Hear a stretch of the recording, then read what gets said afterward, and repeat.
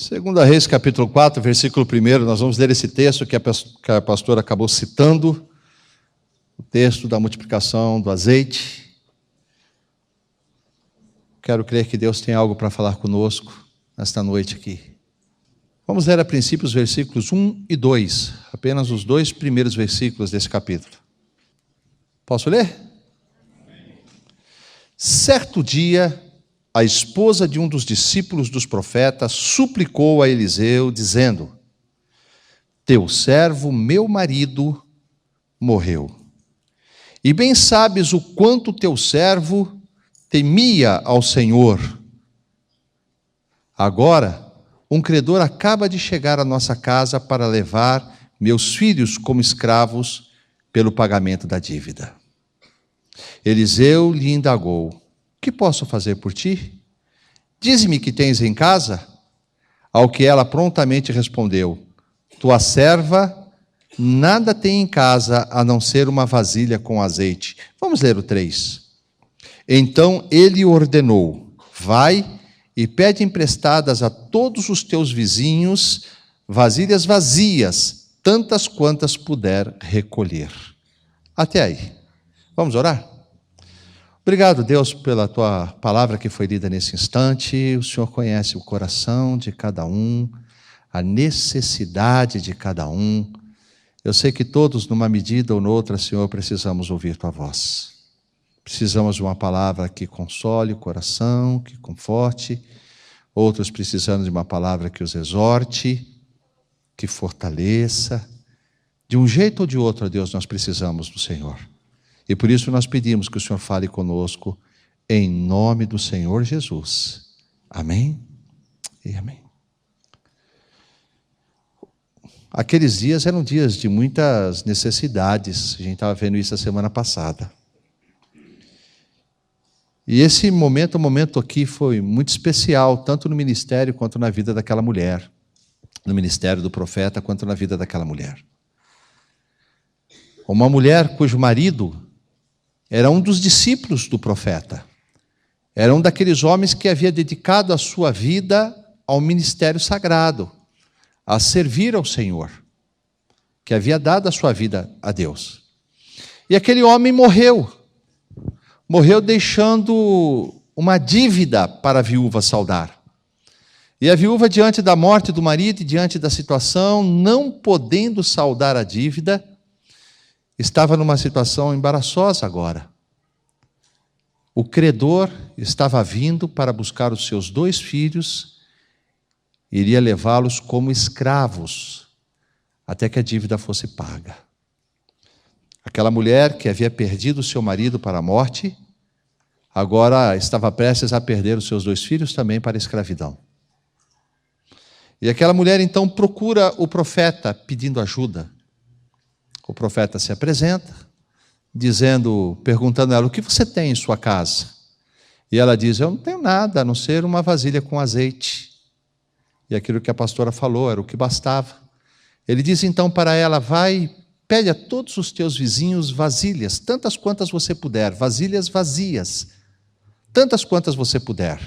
Leve para a sua casa, entre com seus filhos em casa, tranque a porta, fique você e seus filhos ali, e vai enchendo essas vasilhas com azeite que você tem. E ali foi um grande milagre da multiplicação. Ela tinha apenas uma vasilha, e com aquela vasilha de azeite, ela foi enchendo todas as vasilhas vazias que eles tinham conseguido com seus vizinhos.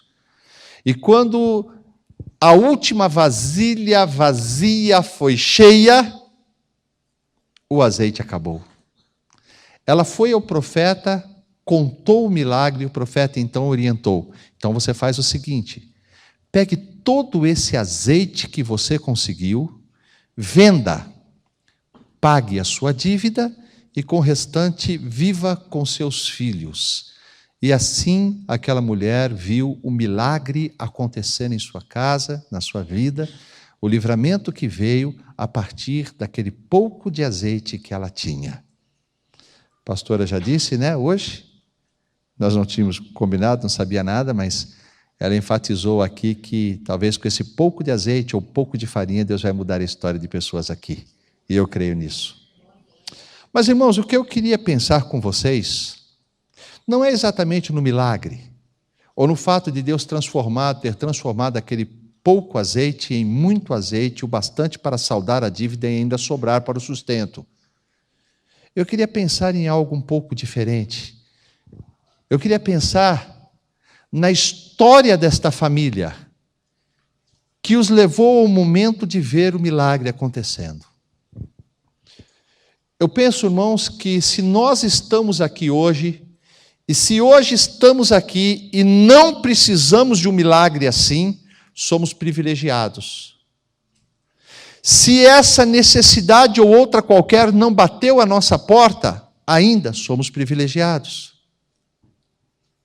Mas eu tenho certeza que Deus nos trouxe até aqui para preparar o nosso coração para o dia em que a necessidade bater à nossa porta.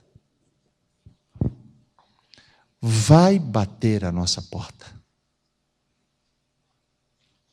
Um dia ou outro, a necessidade chegará, a dor chegará, a tristeza chegará. Não é praga.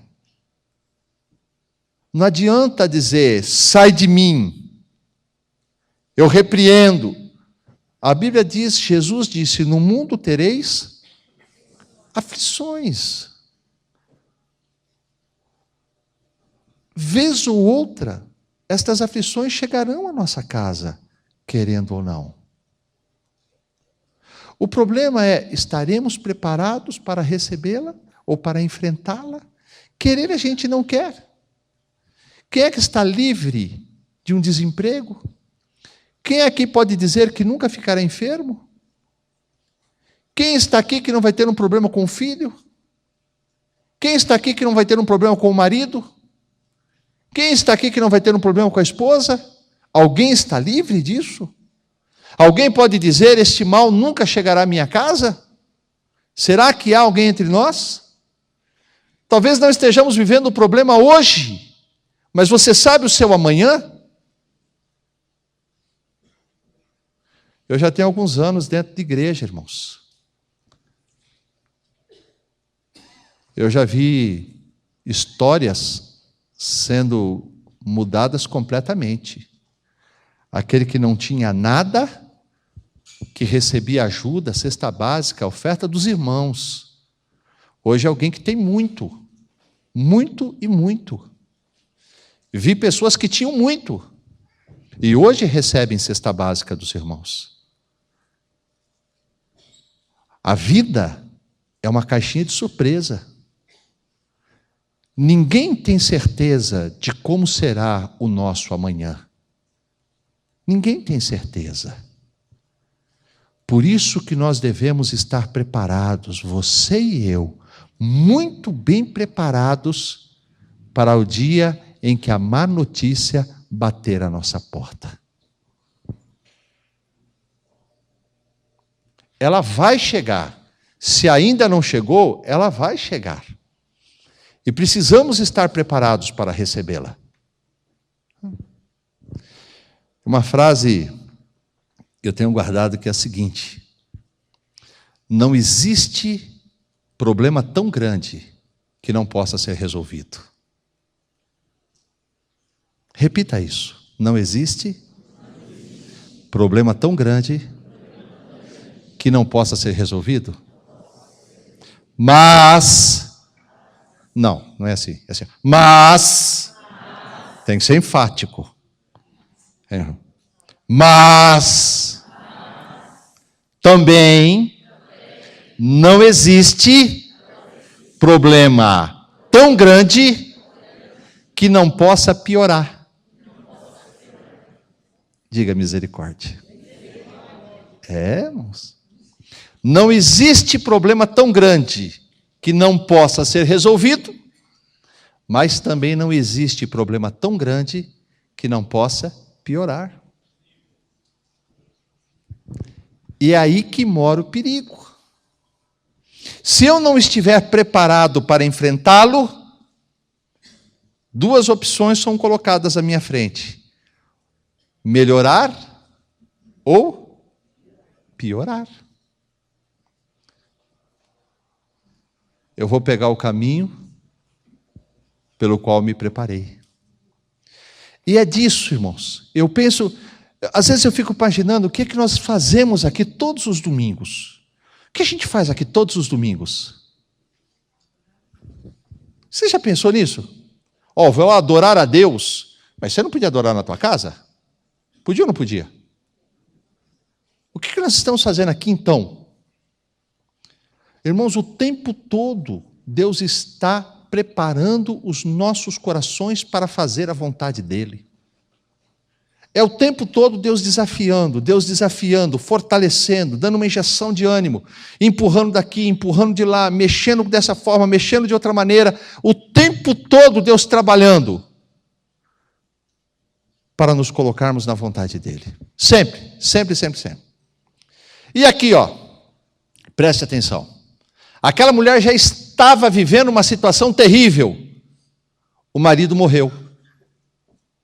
Em alguns casos isso é triste, viu, irmãos?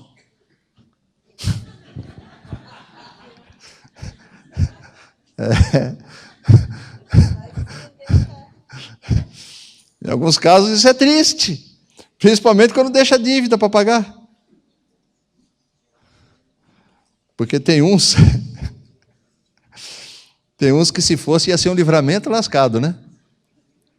Eu lembro de uma mulher na outra igreja que virava assim para mim e falava assim: pastor, eu não entendo. Por que você não entendeu? Por que Deus já não leva logo aquilo? Só está dando trabalho aqui, Deus leva. Você leva? Falava assim. Deus sabe todas as coisas. Mas aquela mulher já estava com um problema. O marido morreu. Para muita gente isso é um grande problema. É a dor da separação, a dor da perda, a ausência, conviver. Isso é coisa muito triste. Eu estava pensando sobre isso lá em casa.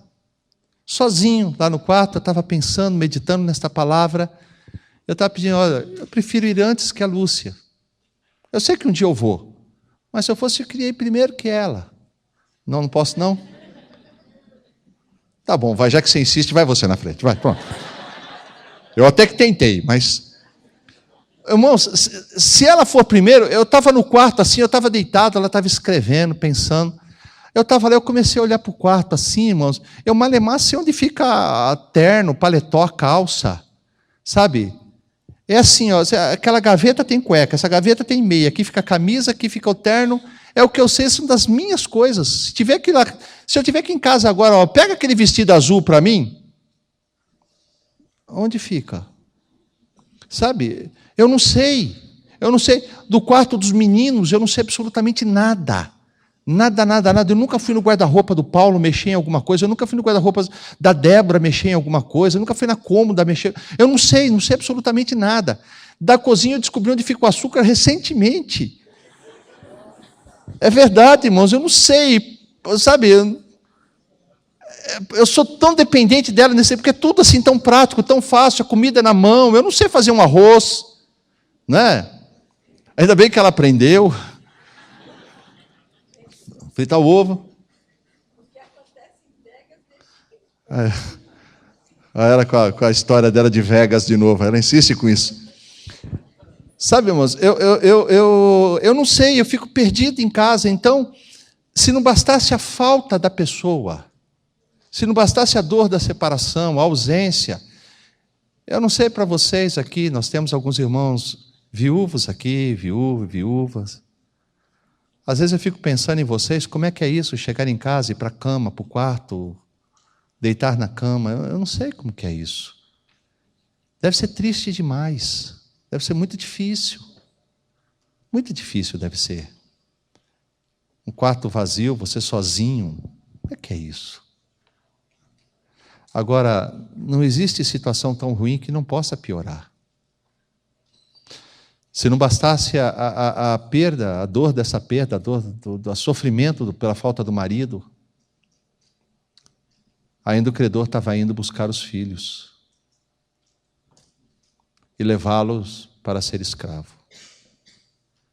Perder o marido para a morte é uma dor. Agora, perder os filhos para a escravidão, eu chego a pensar que essa dor poderia ser até muito maior do que a primeira. Esses dias eu estava vendo um programa desses desaparecidos. O número de pessoas desaparecidas, eu não vou nem dizer quanto é, porque eu não lembro, mas é absurda o número de pessoas desaparecidas no mundo. Quantas pessoas desaparecem todos os dias? Quantas delas crianças? Simplesmente desaparecem. Criança que foi brincar na rua e nunca mais voltou. Criança que foi para a escola e nunca mais voltou. Quantos pais estão vivendo essa dor? E eu fico imaginando, que será que é mais dolorido? Perder para a morte ou sumir? Meu Deus, você imaginou você saber que o teu filhinho de 5 anos saiu para a rua e nunca mais voltou? Aonde é que ele está agora? Daqui 30 anos você está contando os dias, ele deve estar com 35. Você está olhando na rua assim, ó, de olho estalado. Ah, ele deve ser parecido com ele. Será que não é esse? Irmãos, deve ser coisa de louco. Você já imaginou essa mãe saber que os 2 filhos foram levados para serem escravos, arrancados dela para serem escravos? Não há situação ruim que não possa piorar, não, irmãos. Por isso que a gente tem que tomar cuidado. Quando o problema vier, a gente tem que saber de fato como enfrentá-lo. Porque para piorar, não custa. Para piorar é muito fácil. Perder um emprego é uma coisa, ficar sem dinheiro, está ligado. Agora, o que você vai fazer é outra história. Pode melhorar ou piorar a situação. A verdade é, irmãos, que a má notícia pode chegar e pensamentos ruins podem vir, podem perturbar. Eu fico imaginando esta mulher chegando assim para Eliseu e a cabeça dela a mil. Eu acho que, se não falou, pensou: Eliseu, por que isso está acontecendo comigo, sendo que o meu marido entregou a vida dele para servir ao Senhor? Esse porquê, irmãos, que tantas vezes a gente guarda, fica entalado no peito da gente, a gente não tem resposta. Por que isso aconteceu? Por que isso aconteceu? Por que isso está acontecendo? A gente não tem respostas. Mas eu queria pensar que aquela mulher, que aquele marido, mesmo tendo deixado a família endividada, ele não teve o dinheiro para dar para ela. Ele não teve o dinheiro para pagar a dívida. Mas ele deixou algo que era muito, infinitamente mais precioso do que o dinheiro. Ele deixou o temor de Deus plantado naqueles corações. É mais importante que dinheiro. E aqui eu quero falar uma coisa aos pais. É muito importante a gente dar a melhor educação para os nossos filhos. É muito importante a gente dar o melhor casa. É muito importante a gente dar o carro, dar uma estrutura, dar uma roupa legal, dar um plano de saúde, dar uma faculdade, dar uma formação profissional. Isso tudo é muito importante.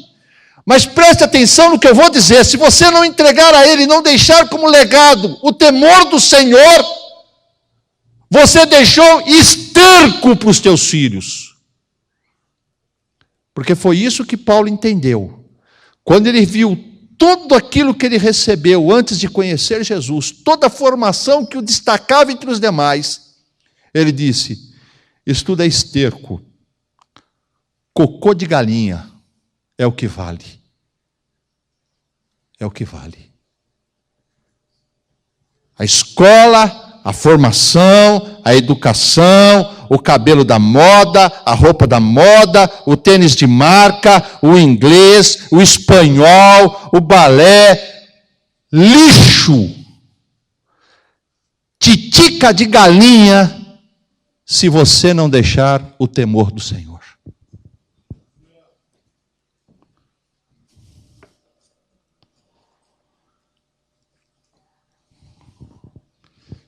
Preste atenção no que aquela mulher diz. Aquela mulher vai a Eliseu. Olha a história que ela tem para contar do seu marido. Em 2 linhas, ela resumiu a história do seu marido. Em 2 linhas, ela resumiu a história do marido.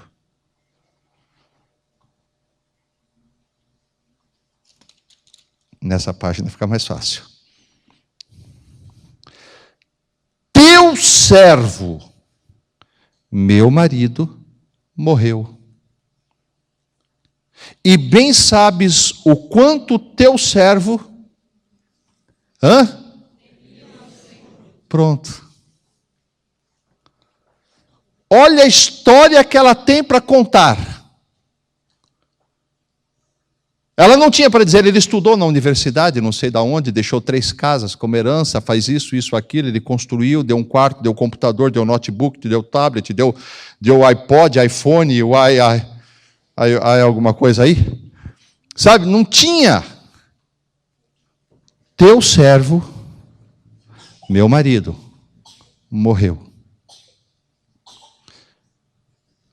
Você sabe o quanto o teu servo temia ao Senhor. Ponto. Será que precisa uma história mais bonita para ser contada de alguém?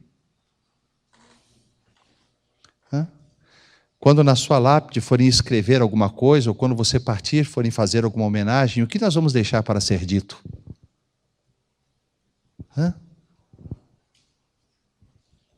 O que vai deixar? Se esposa e filhos não puderem olhar para nós e dizerem assim, meu pai e minha mãe temiam ao Senhor, nós não deixamos nada. Não deixamos nada de valor, nada importante. Tudo que nós deixamos foi superficial, foi temporário, foi passageiro. Tudo que a traça e o ferrugem consome. E eu queria pensar sobre isso, irmãos. Como é que se prepara para o dia mau? Entregando verdadeiramente a vida para o Senhor Jesus. Ela disse, o meu marido, que era o teu servo. Ora, Eliseu não era profeta de Deus? Então, o marido dela, servindo a Eliseu, estava servindo a quem? A Deus. Agora, prestem atenção, uma curiosidade nesse texto, viu? Você viu que ela chama o marido de servo, ok? Servo. Mais ali à frente, ela diz então que o credor viria buscar os seus filhos e eles seriam levados como escravos. Você sabia que a palavra usada no hebraico é a mesma? Tanto para servo como para escravo? Sabia disso? Porque o marido havia se colocado para Deus voluntário, espontaneamente como escravo. Por quê? Deu a vida totalmente ao Senhor para servi-lo, para honrá-lo, viver para a glória dele. Assim resumia ser servo de Deus. Viver para a glória, sou escravo de Deus, estou aqui para fazer a vontade de Deus. Você sabia que é desta mesma maneira que Paulo se apresenta no Novo Testamento? Quando Paulo escreve suas cartas, ele se apresenta dizendo, Paulo e Timóteo, servos de Deus. Palavra, escravo, escravo de Deus. Nos entregamos como escravos para servir ao Senhor. Pegamos nossa vida e demos a Ele para ser totalmente dele. Fala assim, o escravo, ele temia ao Senhor. O que é o temor, irmãos? É interessante, eu evitei usar, na minha Bíblia, na verdade, está escrito assim, ó. Eu que li diferente, viu? Mas na minha Bíblia está escrito assim, ó. E bem sabes o quanto teu servo amava com zelo a Yahvé. Você sabe o quanto teu servo amava com zelo a Yahvé. Isso faz parte do temor. Amar com zelo, amar ao ponto de se entregar, amar ao ponto de zelar pela vida de maneira que não o ofenda. Mas também existe o medo. Temia, respeitava, mas também temia. Fala a verdade. De quantas surras do pai nós fomos poupados por causa do medo? Eu lembro de pequeno, meu irmão mais velho aprontava, e até meu pai descobrir quem foi que fez a arte de verdade, colocava os 4, eu era o último da fila. Eu era o menorzinho e ficava por último. E meu pai tinha um cinto de couro largo desse tamanho, grosso, e meu pai colocava, e mandava os 4 ficar com a mão estendida. Quem foi? Não sei. Devia saber. Quem foi? E era assim, na mão. Eu tinha medo de apanhar do meu pai. Meu irmão mais velho parece que não tinha muito, não. Mas eu tinha medo de apanhar do meu pai. E por conta desse medo de apanhar do meu pai, eu deixei de fazer muita coisa errada. Só eu? Não é? Quantos de nós aqui, se o pai tivesse deixado solto e se não tivesse falado, faz para você ver o que te acontece? Vai. Vai para você ver o que te espera. Se o pai não tivesse dito isso, queria saber onde é que você estava hoje. Se o pai não tivesse trazido no chicote, no reio, na rédea curta, onde é que nós estaríamos? Não é? Então, da mesma forma com Deus. Quantas vezes deu vontade de pecar? Fala a verdade, irmão. Se tem uma coisa boa, é pecado. Não é? Injeção. Quem é que gosta de tomar injeção? É ruim. Agora, sorvete é gostoso. Não é verdade? As consequências do pecado são desastrosas, mas o pecado em si é muito gostoso. Por isso que a turma peca, porque é gostoso. Se fosse ruim, não precisava impedir ninguém de pecar. Ninguém precisa proibir, não, Sanderson, você não vá tomar injeção. Você não precisa, ninguém precisa ficar insistindo com você com isso. Não é verdade, Sam? Agora, o pecado, a gente tem que insistir com as pessoas, não pequem, porque é gostoso. Porque é gostoso. E quantos pecados nós evitamos na nossa vida porque tememos a mão de Deus? Porque sabíamos que se Deus pesasse a mão, a coisa ia ficar feia.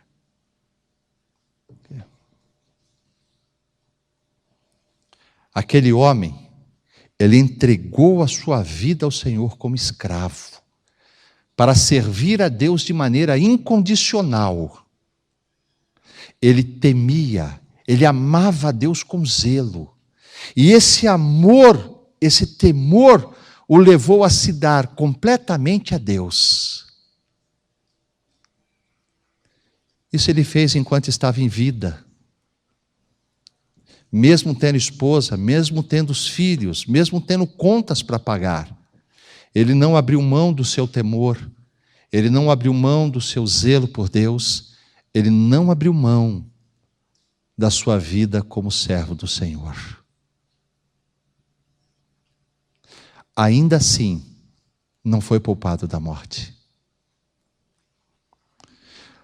O teu zelo, o teu carinho, o teu cuidado não vai impedir que a má notícia bata à sua porta. Muitas delas, talvez.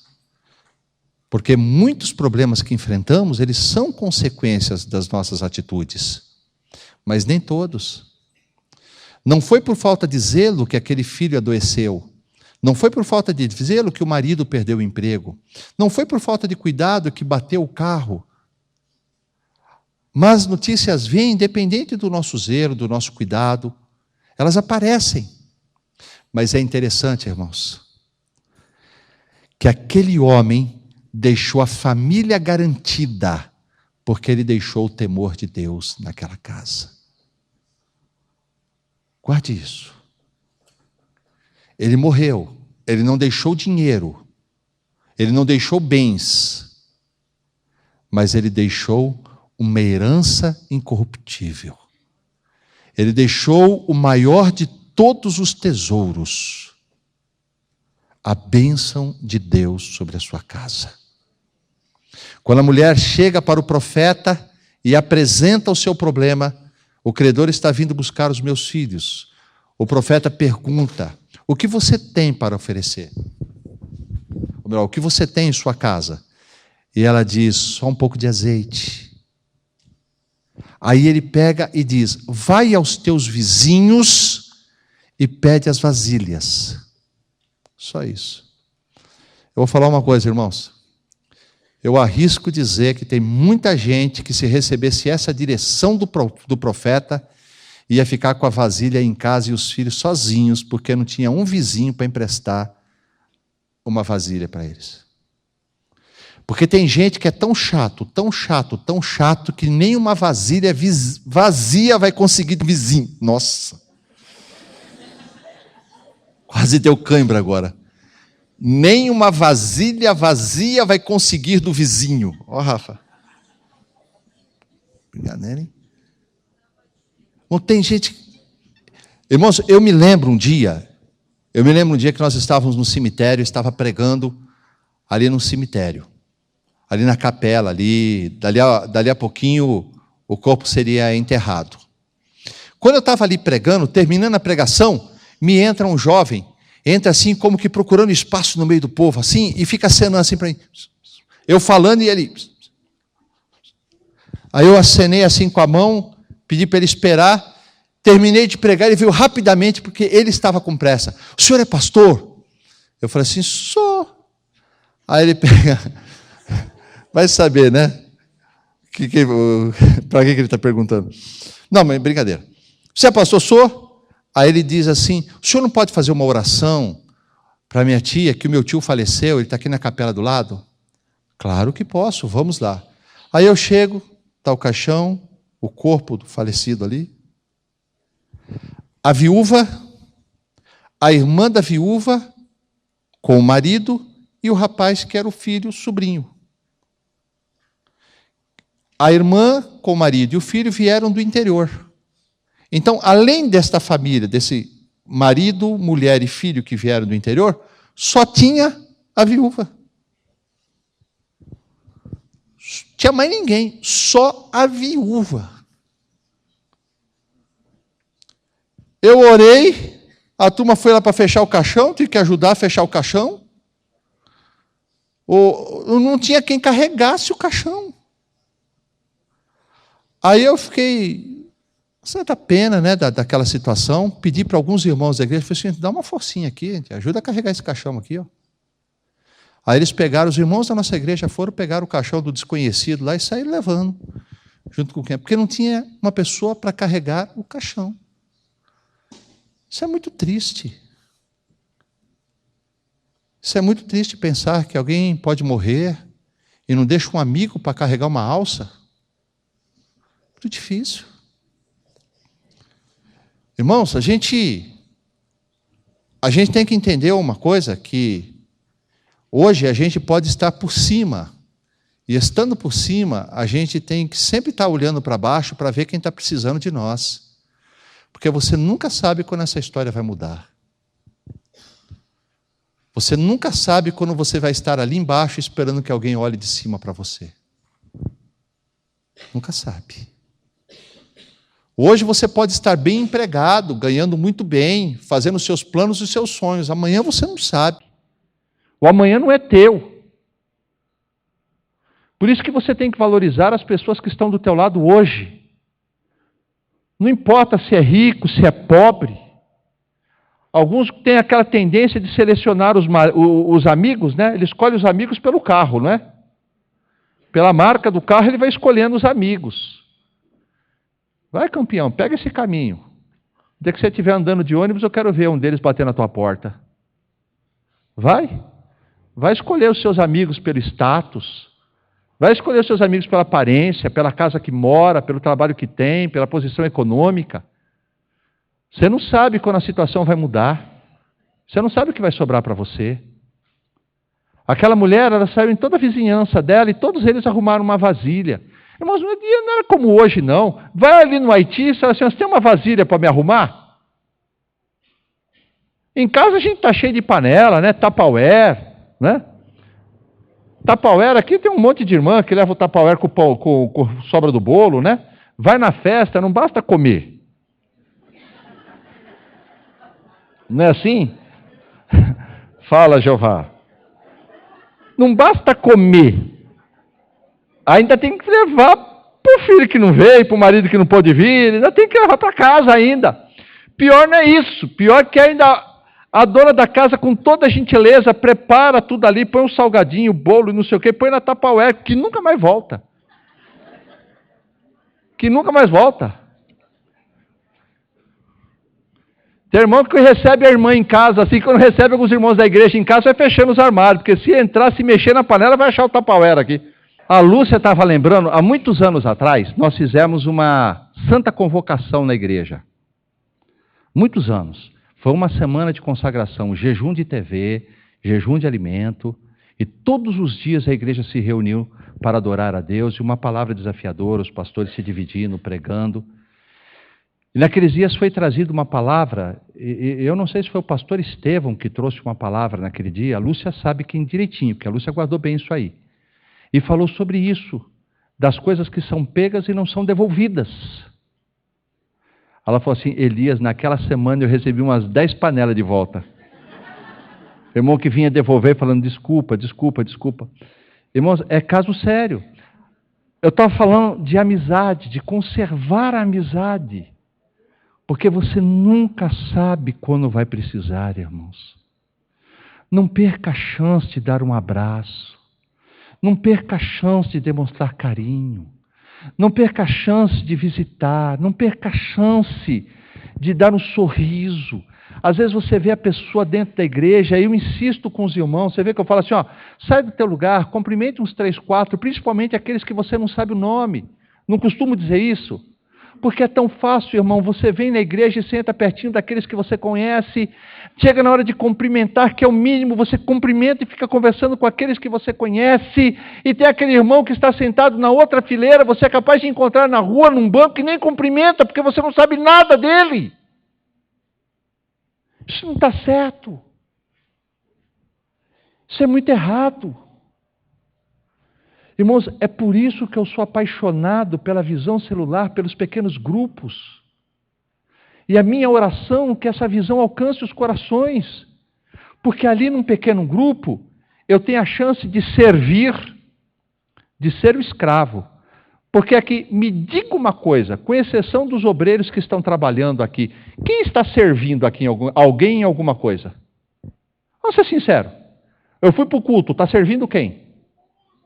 Com exceção daqueles que estão trabalhando, o pessoal do Ministério Infantil, o pessoal que está ali na mesa, o pessoal do louvor, o pessoal que está com os obreiros. Quem é que está servindo? Quando a Bíblia diz servir uns aos outros, cada um com o dom que recebeu de Deus. Não é o que diz? E quando é que nós vamos ter a chance de fazer isso, Robson? É aqui? É agora? Não é. Não vai ser aqui, irmãos. Por isso que esse culto é chamado de celebração. Aqui a gente se reúne e não é para servir ninguém, a não ser servir a Deus com os nossos louvores, com a nossa adoração. Ou Ele servir a gente. Fica até meio esquisito de falar que nós estamos aqui servindo, não é? Quando a Bíblia fala, desafia que nós devemos nos servir, servindo um ao outro, cuidando um do outro, abençoando um ao outro. E aonde vai ser isso? É lá fora, lá nas casas, é conhecendo melhor a necessidade dos irmãos, é conhecendo os irmãos mais de perto, que eu vou saber que ficou desempregado, que está com um filho doente, que não está passando bem, que não está conseguindo na faculdade, que bateu o carro, que está precisando. É ali, naquele envolvimento com as pessoas, que eu vou saber das necessidades reais e terei a oportunidade de servi-los. Não dá. Bina, eu sei que você não faz isso, mas ficando só sentada, por exemplo, neste banco, nessa cadeira, de domingo à tarde, você sabe da necessidade do Ruth? Você sabe o que o Celso está precisando? Sentado aqui, você sabe o que o Caio está passando nesta semana?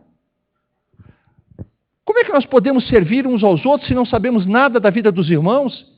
Se mantivermos distância, se olharmos de longe, acenarmos de longe, e nem sequer o nome sabemos, isso não é evangelho, isso não é cristianismo. E deixa eu dizer, você não sabe quando vai precisar desse irmão, é disso que nós estamos falando. Você não sabe quando vai precisar bater a porta de uma vizinha. Irmãos, eu me dei conta de uma coisa, eu sei o nome de 3 vizinhos meus, eu moro lá há quase 17 anos, eu sei o nome de 3 vizinhos. Eu não converso com vizinho nenhum. Se eu tivesse que bater a porta para pedir vasilha, eu ia passar vergonha. Eu iria passar vergonha. Está errado. Temos que ser simpáticos com as pessoas, temos que ser amáveis com as pessoas, temos que construir relacionamento no trabalho, temos que construir relacionamento entre os parentes, entre os vizinhos, entre os irmãos em Cristo. Até porque a gente nunca sabe quando vai precisar. Nunca sabe quando vai ser aquele que vai trazer a farinha, que vai tirar a morte da nossa panela. A gente nunca sabe disso. Guarde isso no seu coração. Se nós sairmos daqui tendo isso em mente, se nós nos colocarmos para sermos servos de Deus, como verdadeiros escravos. O escravo é dono de sua vida? É? Quem é o dono da vida do escravo? Quando você se põe nas mãos de Deus e se entrega como verdadeiro escravo para servi-lo, de uma forma incondicional, você tem o benefício de entregar não apenas a sua vida, mas também os seus problemas. Se a sua vida não te pertence, pertence a Deus, de quem são os seus problemas? De quem são os seus problemas? Quem vai resolvê-los? Agora, se você não for o servo de Deus. Eu acho muito interessante quando Paulo escreve a Timóteo, e ele ensinando Timóteo como deveria tratar as viúvas na igreja. Muito interessante. Porque viúvas passavam necessidade, algumas delas. Como o caso desta, passava necessidade. E Paulo, então, ele ensina como a igreja deveria cuidar das viúvas. E sabe o que ele fala? Não sejam inscritas viúvas com menos de 60 anos de idade. É muito interessante isso. A impressão que tinha um ministério ali de assistência social, parece que alguém ficava com uma lista, tinha a secretária que ficava encarregada de relacionar aqueles que receberiam ajudas da igreja. Uma coisa muito organizada. E, olha, fulana, marido morreu, nós vamos ajudar? Quantos anos ela tem? 47. Ah, então não. Mas ela está precisando, ela que vai trabalhar. Ainda está. E é interessante, não sejam inscritas viúvas com menos de 60 anos. Veja se ela praticou a hospitalidade. Olha o que está dizendo. Ah, tem 60 anos? Tem. Então põe ela sentadinha aqui na cadeira, que ela é uma candidata a ser inscrita. Vamos ver se ela pode ser inscrita. Aí chega lá. Quantos maridos a senhora teve? Esse é meu terceiro casamento. Tá, então pode continuar a sua vida, vá procurar o quarto. Porque aqui, uma esposa de um só marido. Olha, irmão, não estou inventando, está lá em 1 Timóteo capítulo 5, se eu não me engano. Tá? Aí pega, continua, criou os filhos, tem bom testemunho dos de fora, lavou os pés dos santos. Olha, como que a senhora praticava boas obras, dava assistência aos necessitados. Em outras palavras, antes da senhora ser viúva, quando estava com seu marido que tinha o dinheirinho, como é que a senhora vivia? Se importou com os outros? Levou o seu evangelho a sério? Levou a vida com Deus a sério, o seu relacionamento com os irmãos, seu relacionamento com as pessoas de modo geral? Ou viveu uma vida de maneira egoísta, voltada para si, voltada para os seus próprios interesses? Como que era a sua vida? Como que era a sua vida? Dependendo das respostas, se estenderia a mão para aquela viúva, por maior que fosse a necessidade, como que dizendo, a senhora plantou, chegou a hora da senhora colher. Deus abençoe. Esses dias correu pela internet, acho que muitos de vocês viram, um videozinho de um rapaz que fez uma reflexão em cima de um termo, acho que é Ubuntu, como é que é? Como? Ubuntu ou Ubuntu. que falava Muntu, se eu não me engano.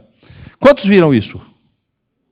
Muito legal. Ele começa dizendo que o missionário ou alguém foi visitar uma aldeia e começou ali, depois de ter feito um trabalho naquela aldeia, ele resolveu fazer uma brincadeira com as crianças. Pegou um grupo de crianças e colocou um pacote de doces no pé de uma árvore. E disse para aquelas crianças: vamos fazer uma disputa? Vocês têm que ir até aquele lugar e voltar correndo. O que chegar primeiro vai ficar com todo o doce para si. E as crianças ficaram eufóricas e saíram. Como eles saíram? Ficaram de mãos dadas. Uma pegou na mão da outra, sossegada e sorridente. Foram até o lugar, deram meia volta e voltaram todas juntas. Pegaram o doce e dividiram entre eles. Aquilo chamou a atenção do missionário. Mas escuta, ninguém quis ficar com o doce sozinho? Ele falou assim, não. Como que eu poderia ser feliz sabendo que eu estava com doce e os outros sem? Isso daria tristeza. E daí vem a expressão Ubuntu. Ubuntu. Alguma coisa assim. Quer dizer, eu gosto de você, eu preciso de você, você é importante para mim. Né? A sua vida foi assim? Se a sua vida for assim, se você estiver semeando o temor do Senhor, se você estiver servindo ao Senhor de verdade, se a sua família puder dizer, o meu pai era um servo de Deus, minha mãe era um servo de Deus, uma serva de Deus, meus filhos são servos do Senhor. Se vocês puderem dizer isso, então podem ter certeza, ainda que a pior notícia bata a sua porta, certamente haverá um pouco de azeite e haverá um povo de Deus preparado para estender a mão sobre você, enxugar a tua lágrima, e você vai passar e vai vencer a história. Só se prepare para enfrentá-la. Amém?